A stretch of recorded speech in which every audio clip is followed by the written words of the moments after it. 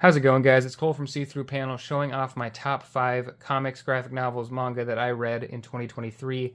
This list is in no order except for the number 1 spot. That is my top book of the year. The other 4 are all equal in my eyes. They're all equally fantastic. Just the number 1 spot is set apart. I'm not going to be going too deep on anything. No spoilers or like that, but I will be flipping through it. If you want to know my deeper thoughts on the book and why I really loved it, go check out the videos. All of these books I've done videos on. Just look their names up on my channel. I'm not going to be going very deep today. I'm going to do some quick hits on these. Sorry, the channel's been slow this year. Basically, it's been a busy one so far. I'm waiting for my December 2023 comic shipment to still ship. It hasn't even shipped yet. I'm not sure why. So that haul video is very delayed. But maybe I'll just do like a super haul if it doesn't come in by the halfway point of this month. Who knows? Anyway, the first one I want to talk about is Heracles by Edouard Keur. Book 1, 3-book series published by Magnetic Press. Keur doing every other aspect of the book. Obviously a Heracles tale, Greek myth. If you are into Greek mythology, I immediately think you should read this. If you're into a lot of other stuff, it might be a hit for you, but if you're into Hercules myth or the Greek myths, you're gonna love this.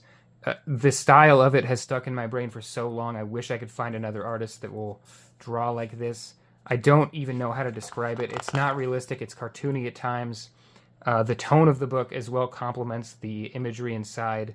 It's just so unique in a lot of different ways, and it really stuck with me. I think his use of color is fantastic as well. While not a wholly original tale, obviously, I think that Keur really made it his own with these series of books. Manga-influenced action, extremely highly detailed and very, chaotically rendered art. Just an absolute treat. Only 3 books, very short, very quick read, very dynamic action. Tonally, as I said, very unique. It is funny at times. It'll tear your heart out. It is all over the place and just such a standalone book, I think, in the world of graphic novels. I really wish I could get some more Keur, but I don't know of any other books published in English that he's done. And I would love to know them. But this book, absolutely phenomenal. If you're into fantasy at all, especially mythology, please read this. I could not get it out of my head all of last year. This next one really surprised me. I didn't know I was going to put Ultra Mega on this list. I thought I was going to put Immortal Hulk on this list, and it would have been the only superhero thing, but Ultra Mega just stuck in my head. James Herron writing and drawing, Dave Stewart on colors, published by Image. Just such a unique voice from this book. It is obviously a big shout out to the kind of kaiju and I can't remember the name of the genre.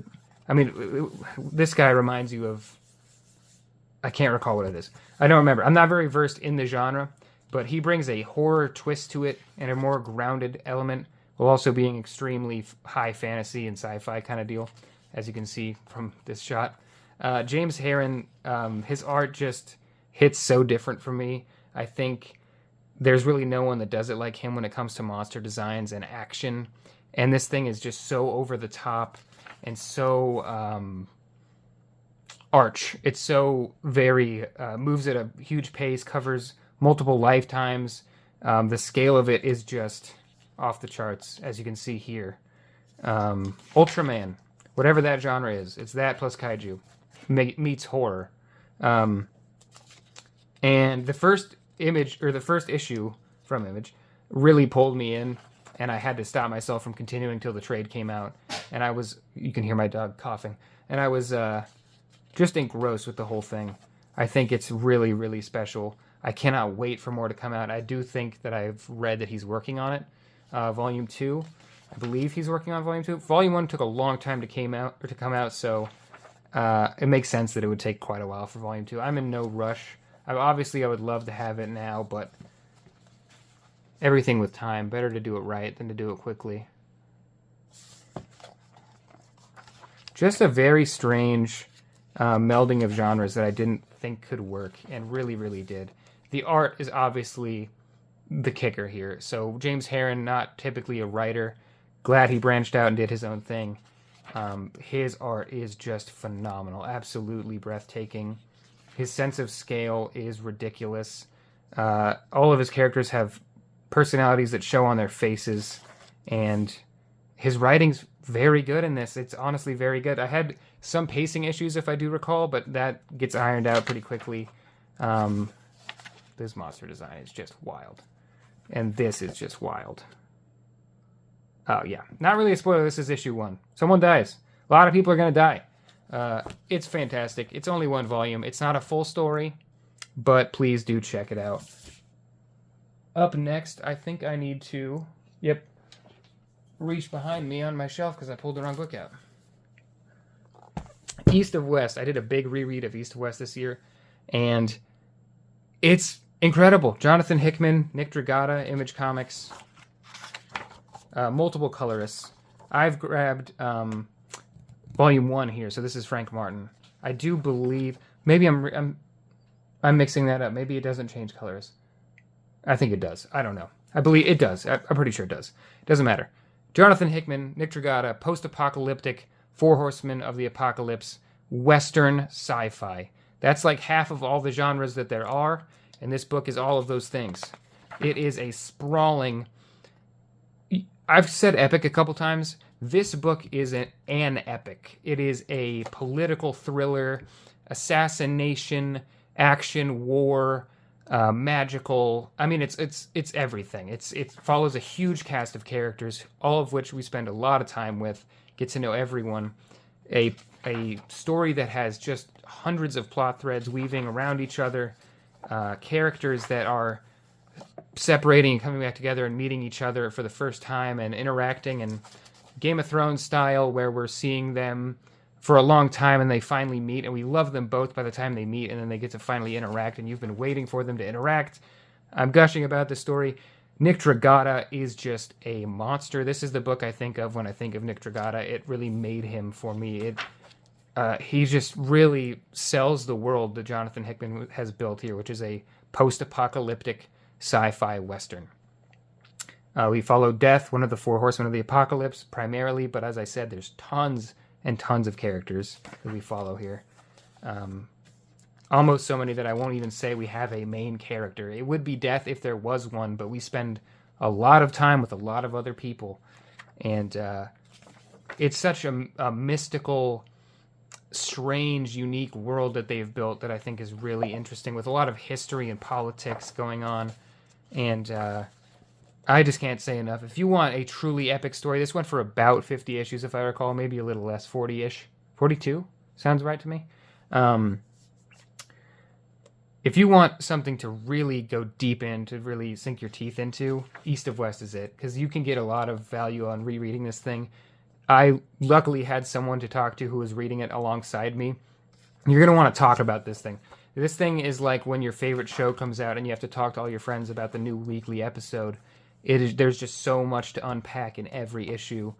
There are plot threads from this issue, very issue 1, till the last hardcover, the very last issue. And there are 3 hardcovers and they're this size. Here's Ultra Mega, which is chunky trade, really oversized trade. It's a big boy, so it's got about 15 issues per hardcover, nicely put together by Image, and the content I cannot say enough about. It is probably, if I had to rank it, and I'm not going to, but if I did, my number 2 book. Don't tell anyone. That's not supposed to rank them. Number 4, Dawn to Dawn. Not a complete series. Heracles and East to West were. Ultra Mega was not. Dawn to Dawn is not. It is not complete, but it is something I have just been loving. I think the world where anything can happen, paranormal meets alien meets, ghosts are interacting with aliens, and they're interacting with our 2 teenage main characters. It's part love story, part action, part horror almost, but it's also really a family story. It's a story about building a family and having new people join your life and how they affect you and change you and allow you to experience things differently. That's what, I don't think I've ever said that in a video, but that's what I'm really learning. This is ruining my point. I'm gonna move the page. it's about family. I think it's about family. That's what I'm learning. Hopefully I'll get into that next time I talk about it on the channel, but I think that's what it is. And what it really is Yuki Nobutatsu, Story and Art, published by Viz. Drawing the hell out of a million different things.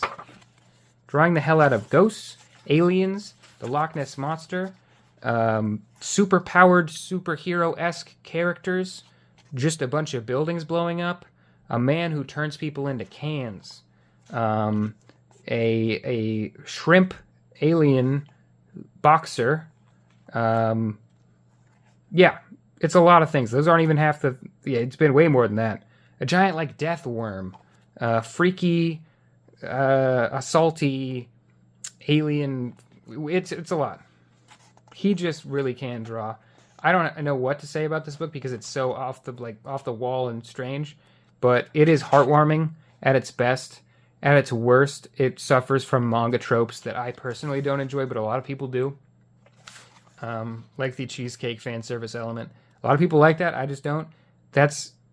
You can get over that very easily in this book. This book is just so unique among manga, I think. Especially considering it's one of the really popular mangas, and I don't really drive with a lot of the really popular stuff from what I've picked up on, and this is just hitting. There's some of that horror element. I think we're up to like 5 volumes in English now, and I can't get enough of it, yeah. That's creepy. It's like a ball head rolling at you. Yeah, cannot get enough. The last book that I'm going to talk about, the number 1 book, is It's Lonely at the Center of the Earth by Zoe Thorogood. Published by Image.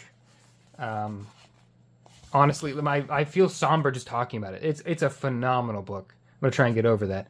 It is, I think, a book that changed my viewpoint on a lot of things. I think it's easily the best book to come out in the last few years that I've been reading comics.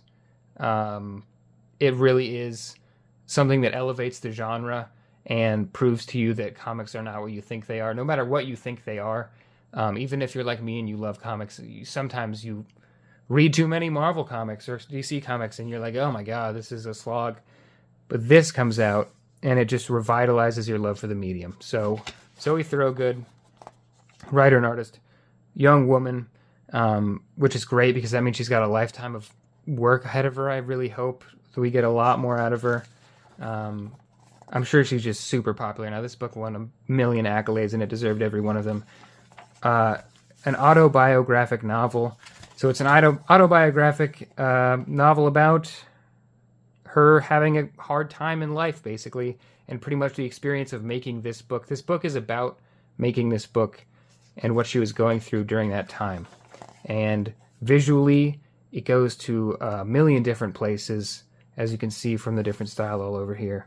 And it is just a masterclass in the medium, a work of art. It is moving and something that is not easily summarized in a few minutes in a video of a guy talking about comic books.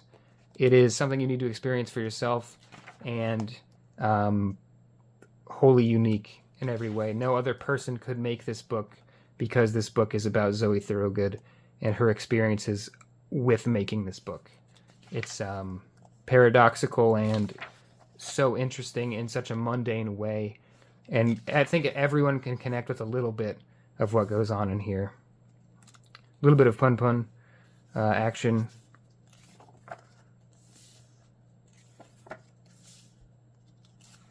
It's meta, very meta.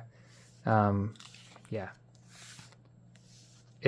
I'm just flipping through it and remembering some of the story here. I loved this page. Even the use of photography, which I normally hate. Weird. I loved it there. I really loved the use of it there. But those are the books I wanted to talk about. Really just the best stuff I read this year easily. It wasn't easy to pick them, but once I picked them, I had no questions about anything that I picked. I thought they were all worthy and like it was hard to narrow it down, but once I narrowed it down, it was solid. There was no questions asked. East of West, maybe the most enjoyable thing I read, but that's skewed because I don't have friends who read comics, but when I read this, one of my friends was reading it alongside me.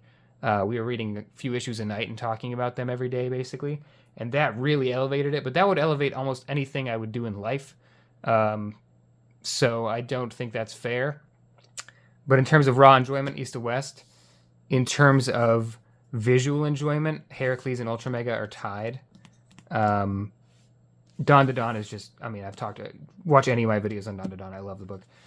It's Lonely at the Center of the Earth is different than anything on this list or any other list you're going to see for best books of the year. I'm not saying mine is right. I'm saying if this book is on a list with a bunch of other stuff, no matter what's on that list, this book stands apart. It really stands apart. It's so different, and it honestly, if I had all the real estate in the world, I would have one whole shelf, and this would just be the only book on it, and I would just let it sit there. And my other shelves would be full of a bunch of other books, and then this would just be alone. And when you walked into the room, you would just see that. That would be ideal. That's what this book deserves. But I'm on a tangent, so I really appreciate you guys watching. I hope I can do my haul video soon. Otherwise, I'll just cover. I've been reading Strange Adventures by Tom King, Mitch Gerards, and Doc Shaner. But I'll do that next time. Thanks a lot for watching, guys. Let me know what your top books for last year were, please. I would love to get some new suggestions or talk about stuff that we've both read. Thanks a lot for watching. Peace.